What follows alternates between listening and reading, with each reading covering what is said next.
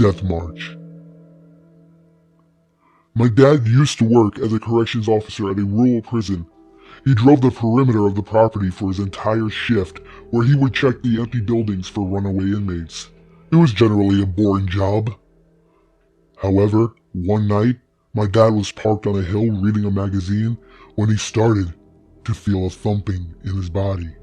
He described it as the feeling you get when speakers are playing a song with really heavy bass. He put the magazine down and checked his rearview mirror where he saw someone outside the truck. He grabbed his pistol and jumped out of the truck with his weapon drawn. Outside the truck, he realized it was a procession of Native Americans walking through the truck and directly through his seat, only to disappear at the exact spot that he was sitting. He said it was clear they were ghosts because many of them appeared injured. This went on for a few seconds, and then the whole procession disappeared. He called the other perimeter guy on his walkie to try to explain, and the other guy almost immediately stopped communicating. Turns out, the other guy had seen this happen before, but didn't believe in ghosts, so he wouldn't talk about it. The Demon's Room. I worked as a forensic nurse in a hospital's lockup unit. We had one older lady who swore she was being haunted and abused by a demon she would call Tiberius. So many crazy things happened while she was on the unit.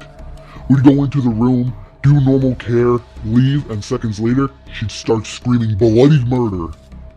We'd run into the room to find her looking like she'd been in a fight with a boxing champ. Bloody lip, black eye, markings all over her body. No one ever saw her doing this stuff to herself. Things would get moved around the room by themselves. At one point, she was in protective restraints because the doctor thought she was hurting herself.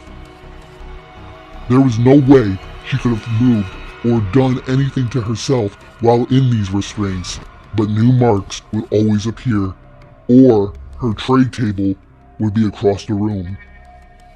The room was secure, so there was no way someone else was doing this. When we asked her questions, she'd just say, "It was Tiberius." After she was discharged, we always had trouble with that room. If there was going to be a rapid response or code, it happened in that room. One night, a guard reported lights blinking on and off. It was that room. And if you enjoyed these horror story readings from Mr. Creepy Wolf here from AWM Studios Productions, then look no further than the amazing channel and sharing it with all your friends and families for some horror story readings from Mr. Creepy Wolf here. Subscribe, and check out our merch store, bonfire.com/store/AWM Studios for some great high quality shirts and hoodies, face masks, coffee mugs, the galore. I'm Mr. Creepy Wolf, saying see you all next October for another horror-filled evening of readings.